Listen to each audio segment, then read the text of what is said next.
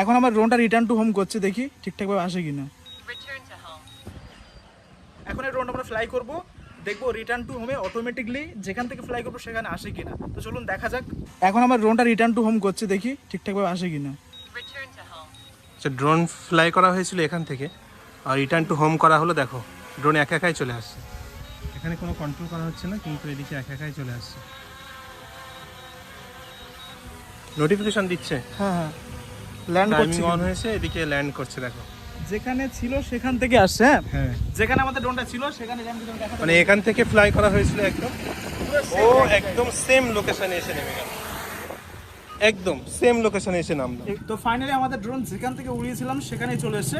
তবে এখানে ঘাসের উপরে আমরা মার্ক করতে পারলাম না, আমরা নেক্সট টাইম মার্ক করে আপনাদের দেখাবো যে অ্যাকচুয়াল ফিরে আসে কিনা।